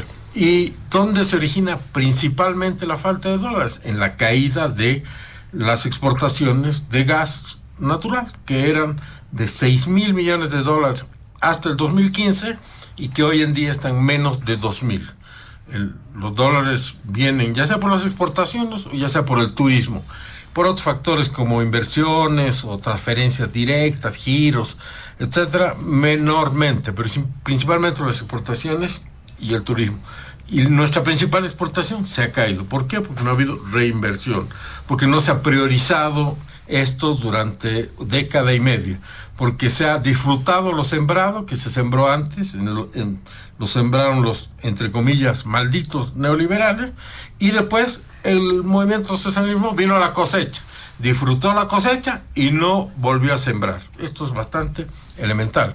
Ahora, vemos cuán difícil es defender esta política económica, y también vemos cuán difícil es defender sin que se note mucho a Evo Morales, ¿no es cierto?, que es lo que implícitamente se hace aquí. Pero para ser objetivos, habría que calcular, durante 16 años fue presidente Evo Morales, pero fue ministro de Hacienda Luis Arce, pero el que conducía las políticas, por ejemplo, de los decretos incendiarios fue Evo Morales, ¿no es cierto?, él los aprobó. Él era el presidente cuando se aprobaron los decretos incendiarios. Entonces, a todas luces, su responsabilidad me parece mayor al que no abrogó los decretos incendiarios. Por otro lado, Luis Arce lleva 4 años y por otro lado 9 meses la señora Áñez fue presidenta. Yo creo que cuando la historia haga un juicio sobre lo bueno y lo malo, tendrá que tomar en cuenta esas proporciones de tiempo. Pero francamente, si bien entiendo que haber provocado los incendios y al mismo tiempo promocionar los bonos de carbono y lo que se llama la posibilidad de generar recursos comprometiéndose a no devastar áreas protegidas, eso no tiene nada de malo. Es más, diría que es lo único que he encontrado de bueno en la política económica de este gobierno. no es el formato del programa, pero yo no entiendo por qué se oponen a los bonos de carbono. Esa es una idea que consiste en que a cambio de proteger determinadas zonas del país del sobrecultivo, de las quemas, de la explotación minera, el país va a recibir dinero. A mí me parece una excelente medida, y que el gobierno haya tomado esa medida no me parece un timo, ni mucho menos, me parece una buena iniciativa. No sé si le resultará, insisto, porque los potenciales inversionistas en estos bonos van a decir que, pero dejen de quemar, o sea, abroguen los decretos incendiarios, y ahí sí le vamos a creer y vamos a invertir. Pero por lo menos la posibilidad jurídica de hacerlo está hecho. Esto dicho,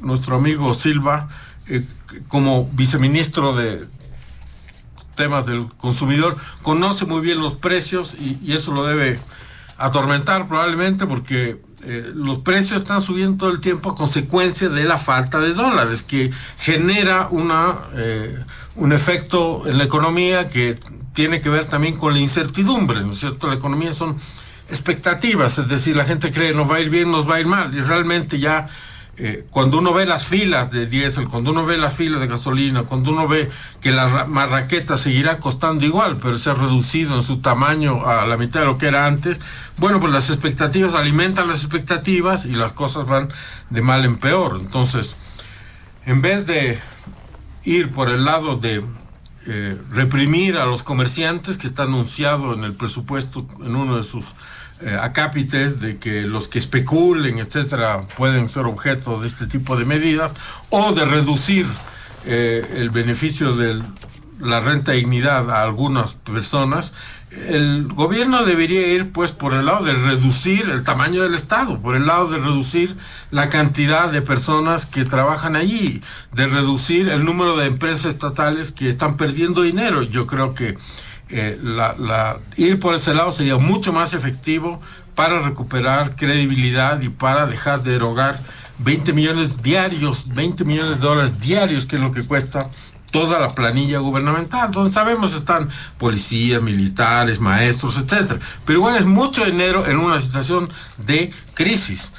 Yo creo que todos tienen que apretarse el cinturón en momento de crisis, y no solo algunos, y mucho menos apretar solo el cinturón de las personas de la tercera edad. Eso ya es algo totalmente irracional, lo veremos en el tercer punto, pero que por ahí tiene que ir el enfrentar la crisis económica, y no a veces justificar cosas que son difíciles de justificar, y cuando todo el mundo está viendo lo que está ocurriendo, negarlo sistemáticamente. Yo creo que también es algo que irrita legítimamente a la población, y que, fieles a nuestro carácter, pues todos van a salir a la calle y empezar a protestar, porque le está afectando a cada uno en su vida cotidiana, en su vida diaria.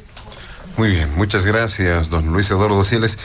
Nuevamente en este segundo punto hacemos algunas puntualizaciones, pero muy breve. Esta vez, por favor, 3 minutos a lo sumo por participación. Don Jorge Silva, empecemos con usted. Sí, yo respeto lo que dice Chichi, lo que dice Manuel. Nosotros, sin embargo, no queremos debatir y perdernos en el debate, que a veces es un debate insulso o falso, sino que tenemos que responder a lo que hoy la población está reclamando y está protestando. ¿Cómo hacemos para que los precios de los productos, principalmente los productos nacionales, ¿no? Porque reitero una vez más, no podemos controlar los precios de los productos importados, que es una gran mayoría, y que afectan no solamente a los consumidores de alimentos, sino también afectan a los propios productores, ¿no? De pronto importamos vidrio, importamos aluminio, importamos clavos, importamos lana, importamos forros, importamos hilos, importamos agujas. Es decir, hay una gran variedad de estos productos que afectan a los artesanos, a los microempresarios, quienes van a comprar la cerámica, quienes van a comprar algún accesorio para algún mueble, para algún producto, y se encuentran con precios elevados. Esos precios definitivamente ya llegan, o esos productos ya llegan con un precio elevado, ¿no? Entonces, ese es un reflejo de lo que está pasando en el mundo. Son productos que llegan de la China, que son productos que llegan de Colombia, de Europa, de diferentes lugares, ya vienen con un precio sobrecargado, producto a diferentes otros factores. Entonces, lo que tenemos que hacer como gobierno, y estamos trabajando en eso, es soluciones estructurales.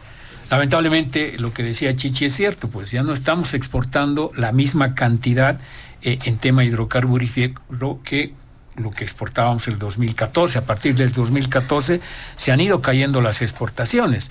Entonces, si los bolivianos seguimos pensando que vamos a vivir toda la vida de los hidrocarburos, de los minerales, de los recursos naturales, estamos yendo por un mal camino. Y por eso se ha planteado el tema de la industrialización, que debería haberse empezado hace muchos años atrás, ¿no? Cuando ya sabíamos que la Argentina iba a explotar su campo gasífero Vaca Muerta y que iba a tener gas suficiente no solamente para cubrir la demanda del mercado argentino, sino también la del brasilero y los chilenos. Ese momento era que se tome decisiones que ahora la estamos tomando y que lógicamente va a tener su tiempo. Tenemos que profundizar la industrialización. La industrialización, lo que dice Chichi es cierto, tienes 3 fuentes para generar divisas, ¿no? Son los hidrocarburos, los recursos naturales, es el turismo y son las inversiones, ¿no? Entonces tenemos que exportar no solamente recursos naturales, sino exportar ahora alimentos que tienen una gran demanda en el mundo y además es sostenible.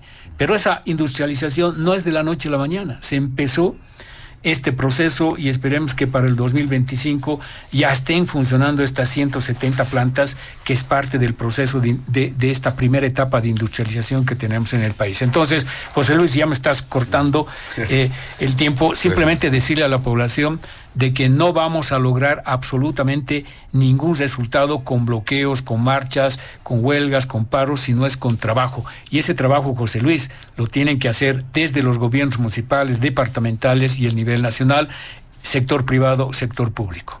Gracias, don Jorge Silva. Don Manuel Morales, 3 minutos también. Sí, una puntualización sobre los bonos de carbono, ¿no?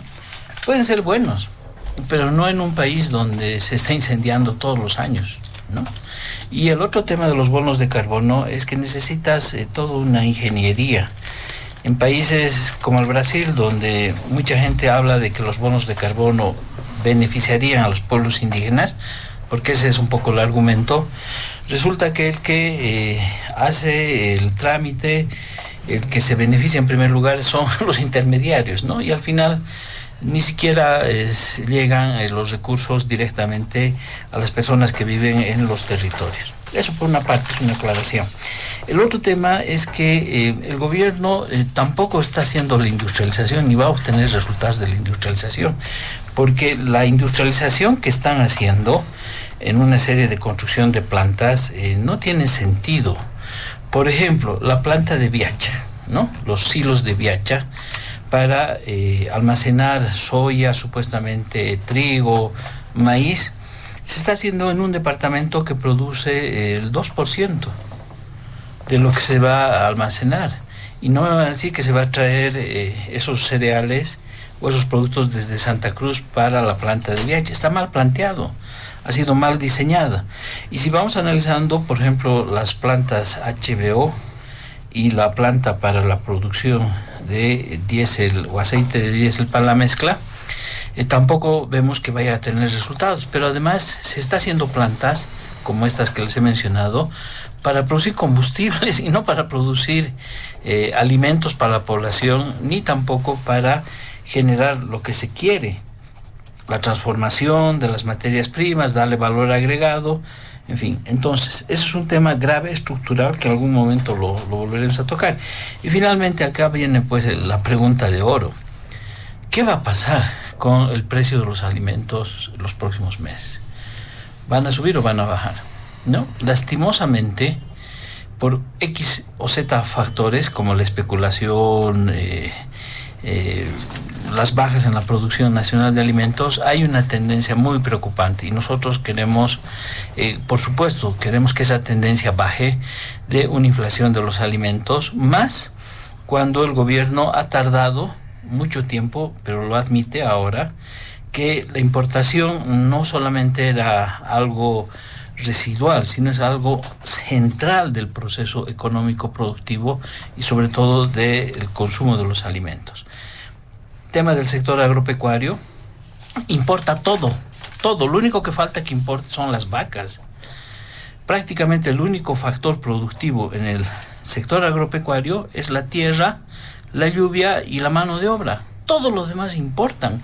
Entonces, ¿cómo ha sido posible que el gobierno hubiera fomentado un sector que todos sus insumos son importados? Se importan las semillas, se importan los pesticidas, se importa la maquinaria agrícola para la siembra, se importan las cosechadoras. Prácticamente todo se hace con divisas, y ahora que no hay divisas, ahí es donde empiezan los problemas. Entonces, conclusión. Necesitamos construir un modelo económico del bicentenario, no de un partido político, no de un sector corporativo. Necesitamos que el país sepa que las personas que estamos en este programa, o que estamos en las calles movilizándonos, o lo que sea, o que somos opositores y queremos construir una alternativa, necesitamos que la gente sepa que se puede construir un programa, no de Juan, no de Pedro, no un programa de los liberales, no un programa de los neoliberales o de los estatistas, un programa económico para salvar la economía del país. Muy bien, muchas gracias, don Manuel Morales. También don Luis Eduardo Siles, 3 minutos cerrando este segundo punto del programa. Bueno, yo creo que es importante que este debate se lleve a cabo con sinceridad y no con soberbia, que a veces en otros voceros del oficialismo, no don Jorge Silva, escuchamos, como el señor Torrico, porque realmente es impresionante la capacidad que tiene de provocar un debate que al final es adverso al propio gobierno. Esto dicho, me parece muy bien reconocer que fue un gran desacierto no haber reinvertido en el negocio hidrocarburífero, en el potencial gasífero de Bolivia. Fue uno de los más grandes errores de la historia. Pero bueno, al reconocerlo, por lo menos estamos dando un paso. Esto dicho, yo no creo que en el lapso de tiempo que queda del periodo constitucional de este gobierno haya mucho margen para arreglar algo que se ha hecho en las últimas casi 2 décadas.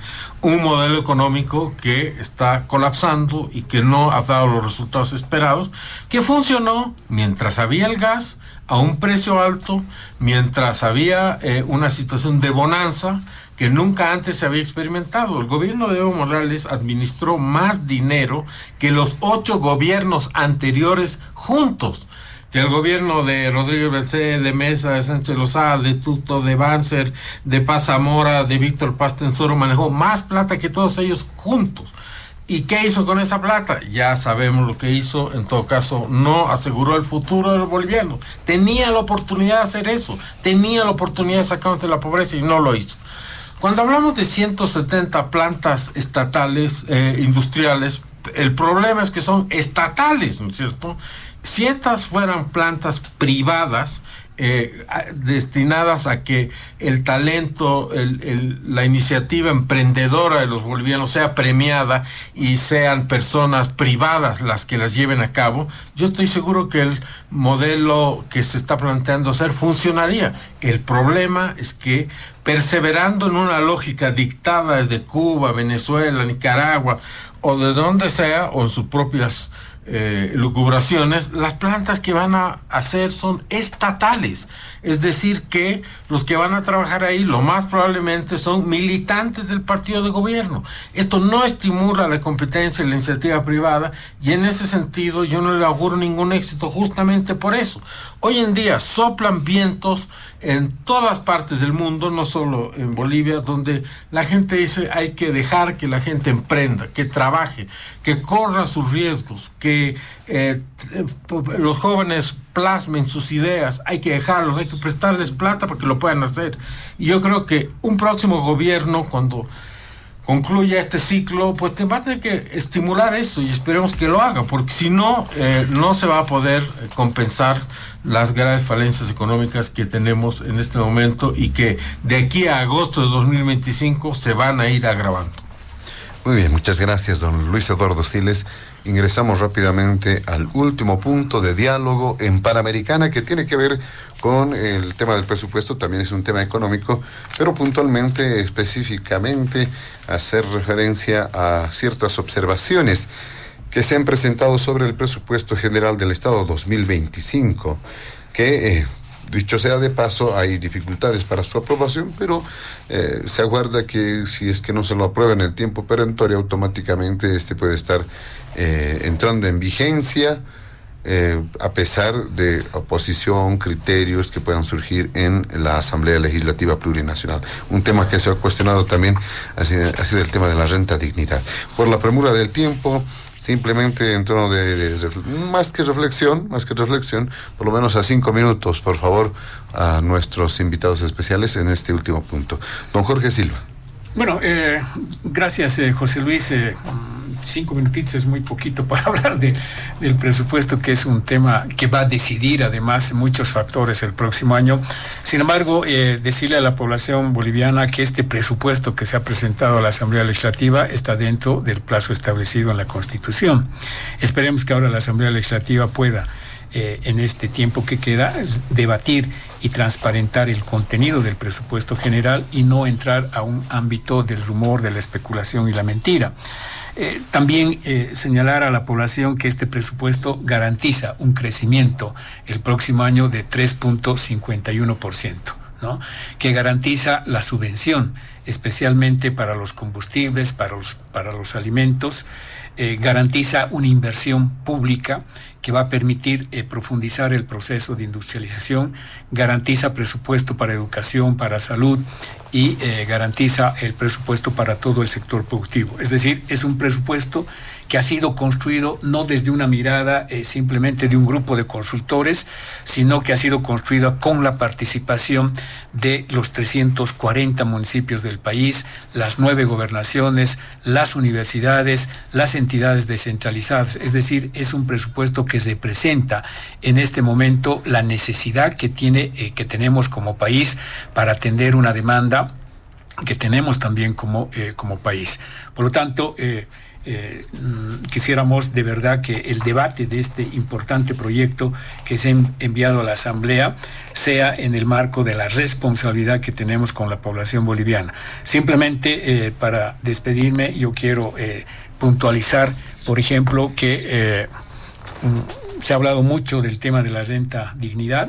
Señalar que la propuesta gubernamental ratifica lo dispuesto en la Ley 3791, o sea que los beneficiarios de la renta universal de vejez continuarán siendo los siguientes: los bolivianos y las bolivianas residentes en el país mayores de 60 años de edad, los bolivianos y las bolivianas que perciban una renta o pensión de la Seguridad Social de largo plazo, los titulares y los derechohabientes a los gastos funerales, ¿no? Es decir, que se respeta estos 3 grandes componentes que se benefician de la renta universal de vejez.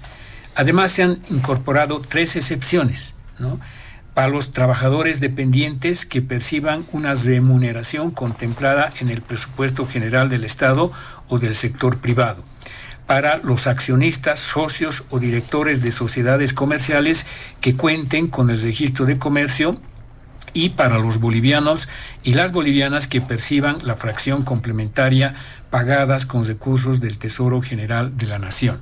Esto nos va a permitir, por ejemplo, que los adultos mayores de 60 años que perciben una renta de jubilación y además continúan percibiendo un salario por su trabajo en los sectores público o privado, dejarán de recibir la renta dignidad. ¿Qué quiero decir? Que aquellas personas que no tienen ningún tipo de ingresos van a seguir percibiendo y se garantiza la entrega de este importante bono a las grandes mayorías que tenemos en el país, comprendido en este nivel de edad que se tiene, ¿no?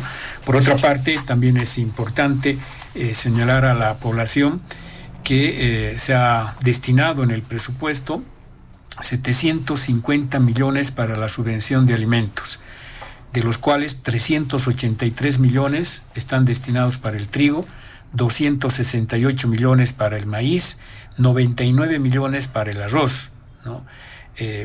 Por otra parte, la renta dignidad va a llegar a 1.200.000 millones personas mayores de 60 años se van a beneficiar con más de 5.529 millones que están destinados para la renta dignidad. Es decir, 1.200.000 personas comprendidas mayores de 60 años se beneficiarán con la renta dignidad. Con esto queremos desmentir aquellas versiones que han señalado que nuestro gobierno está haciendo desaparecer o está eliminando la renta dignidad. No, son más de 1.200.000 personas que se van a beneficiar con este programa. 478 millones para el bono Juancito Pinto, que va a beneficiar a 2.3 millones de estudiantes de los niveles inicial, primaria y secundaria del sistema público. 187 millones para el bono Juana Zurduy, que beneficiará a más de 241.000 personas. 8.484 millones para el pago de pensiones del sistema de reparto y 4.400 millones para la compensación de cotización del sistema de reparto. Es decir, que estos recursos salen precisamente de lo que hoy es cuestionado fuertemente por esa otra mirada de la democracia representativa que tenemos en el país. Estos recursos salen precisamente de las principales empresas estratégicas que tenemos como país y que refuerza esta política social que es parte del modelo social comunitario productivo que tenemos en el país. Muchas gracias, don Jorge Silva. También don Manuel Morales, en este último punto del programa sobre el presupuesto 2025 y quizá una cápite sobre el tema de la renta de dignidad específicamente. Sí, respecto a los datos generales, porque este presupuesto es la plata que tiene pensado invertir el Estado para sostener todo el modelo económico, más o menos se puede señalar que va a ser un presupuesto insuficiente, para los grandes desafíos que tenemos. En primer lugar, podemos estar pensando en llegar a fin de año en un 10% de inflación, incluyendo el tema de alimentos, que está amortiguado por los datos del INE, que en términos de inflación alimentaria podríamos estar llegando tranquilamente hasta el 15%. Entonces, es un dato preocupante, si es que se llegaría a esas cifras. El crecimiento del país, probablemente ya con datos oficiales, estaríamos bordeando el 2.5, o sea, no vamos a llegar al 3% de crecimiento. Eso es gravísimo, porque es uno de los datos de menor crecimiento que se tendría. El otro tema es que el déficit fiscal sigue siendo muy alto, más del 7%. El tema de la deuda externa e interna está bordeando el 46% del Producto Interno Bruto. O sea, esa es la magnitud, Un país ultra endeudado. Y por el otro lado, también tenemos la posibilidad de que el boliviano en relación al dólar a fin de año puede estar bordeando no solo los 12 bolivianos, sino los 13 o los 14. Entonces sí hay elementos muy preocupantes, y este presupuesto no le va a permitir al Estado encarar estos desafíos. Ahora, sobre el tema de la renta dignidad, yo pienso que, como muchas cosas, debemos asimilar la noticia de que el gobierno ha decidido hacer algunos recortes. Ahora, este es un beneficio universal, Qué difícil para un gobierno que ha trabajado con un beneficio universal ahora decir que hay que recortar el beneficio universal. De la media para arriba, evidentemente no debería ser universal para aquellas personas que tienen una jubilación del 100%, O sea, es compartible. Se puede pensar que esa universalidad hay que cortarla hacia arriba, porque personas que se jubilan con el 100%, sobre todo militares y policías, además que reciben alimentos, una serie de otros beneficios, no necesitan de este recurso. ¿Qué es lo grave del promedio para abajo? Es que el hecho de que el gobierno habla y de que hay personas que se han jubilado o solo reciben la renta y se ven obligados a trabajar para obtener un mejor ingreso, eso es dolorosísimo para el país. Y eso nos lleva a reconocer que hay personas que reciben la renta son mayores de la tercera edad y tienen que seguir trabajando porque esa renta no les alcanza. O es un complemento para otras actividades que se ven obligados a realizar. Esa es la parte dolorosa y esa parte nos debería llevar a una profunda reflexión de que la renta dignidad, como concepto, como idea, es insuficiente para personas que ya tienen más de los 60 años y que tienen que sobrellevar su vida no solamente de manera solitaria, sino que las personas de la tercera edad a veces tienen que poner la totalidad de su renta o una parte de ellas para seguir solventando los ingresos familiares de sus seres queridos, de sus hijos, de sus nietos.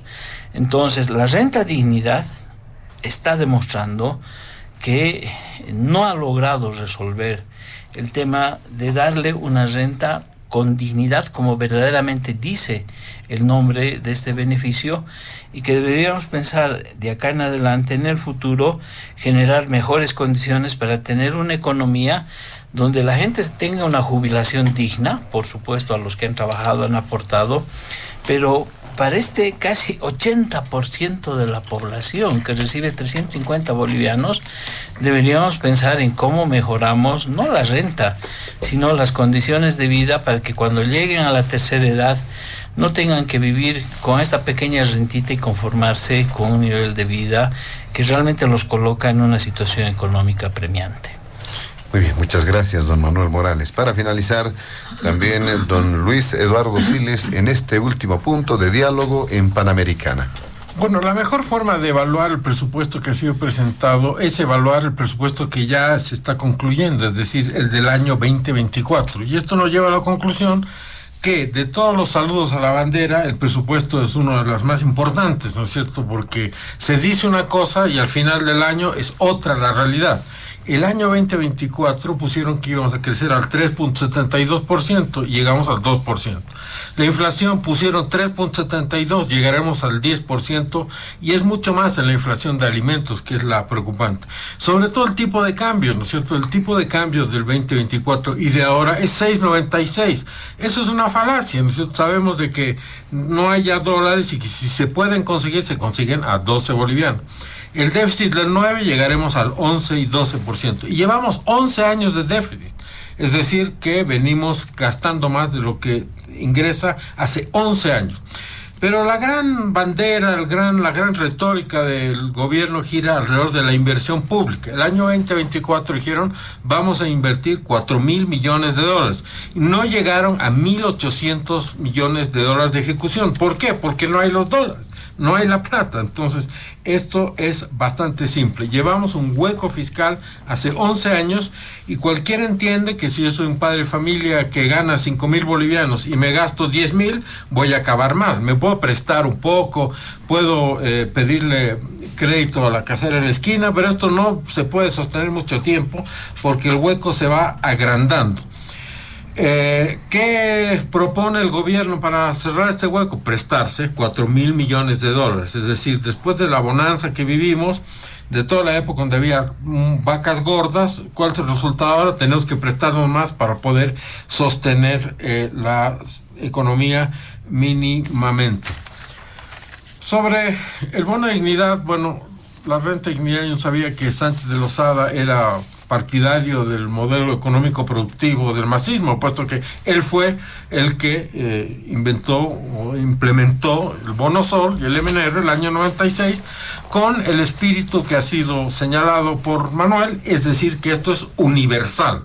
No es universal a la boliviana, es decir, universal menos A, B, C, D. No, es universal, es decir, para absolutamente todos, porque ¿qué se pretendía compensar aquí? Se pretendía compensar el hecho de que se capitalizó a ciertas empresas con un beneficio para las personas de la tercera edad. Entonces, el problema aquí es, bueno, estamos en épocas de vacas flacas, redúzcanse pues sus sueldos, que reduzca el señor Montenegro su sueldo, que reduzcan los ministros, diputados, los senadores, no, pues los viejitos. Esto es realmente una decisión inexplicable, porque cuando nos dicen que las excepciones son los dueños de empresas, los accionistas de no sé qué empresa. Eso deben ser 1,000 personas en todo el país, cuando el bono llega a 1,200,000, como lo estableció Jorge, 1,200,000 personas. Las excepciones son mínimas, no van a tener un impacto. Entonces, ¿cuál es la intención? La intención es mañana decir, ya nos seguimos sin plata, ahora va a haber otras excepciones. Los que tengan ojos celestes ya no van a cobrar el bono sol, y así sucesivamente. Es una expresión satírica la que hago, por supuesto. Entonces, poco a poco van a ir mermando y van a ir reduciendo el carácter universal del bono sol. Cuando, repito, si estamos en épocas de vacas flacas, corresponde a las personas que todavía pueden reducirse ellos sus egresos, reducir los gastos en transporte del señor presidente, que viaja en avión privado, que viaje pues en avión de línea comercial, reducir los vehículos del Estado, reducir a las personas que no hacen nada dentro del Estado y que se pueden prescindir. Es ahí donde se tienen que hacer los recortes, y no en personas a los cuales ni este gobierno ni otros definieron ninguna política pública en su favor. Es decir, a las personas de la tercera edad, para ellos no hay nada. Entonces, para eso se creó el bono sol, y ahora lo van a empezar a reducir, a achicar, a volver más pequeño. Y ya es más pequeño porque el poder adquisitivo de los 350 bolivianos obviamente ya no es lo mismo que hace un año o dos, y va a ser menos a medida que el proceso hiperinflacionario, que esperemos no acabe en hiperinflación, se intensifica. Entonces, realmente una decisión esta lamentable. Yo estoy seguro que van a haber movilizaciones y protestas, porque no nos pueden dorar la píldora. Es decir, hay personas que están jubilados y encima necesitan trabajar. Algunos trabajarán por placer, pero otros trabajan porque lo necesitan, porque no les alcanza. Entonces, a esos les van a quitar sus 350 pesos. Me parece realmente miserable y censurable, y espero que se pueda revertir con una discusión en la Asamblea Nacional. Muy bien, de esta manera, amigos de todo el país, llegamos a la finalización de Diálogo en Panamericana. Agradecemos la presencia de nuestros invitados especiales de este fin de semana: al ex vocero político del Movimiento al Socialismo, actual viceministro de Defensa del Consumidor, don Jorge Silva; también al representante del CONADE, don Manuel Morales; y finalmente al exdiputado del Movimiento Nacionalista Revolucionario, don Luis Eduardo Siles. A nombre de la dirección de Panamericana, la planta ejecutiva, y quien les habla, José Luis Flores, el compromiso de que el programa retorna el siguiente fin de semana. Permiso. Diálogo en Panamericana.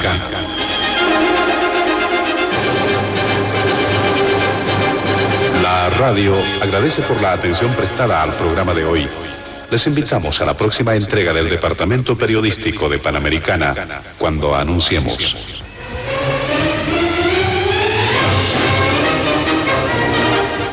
Diálogo en Panamericana.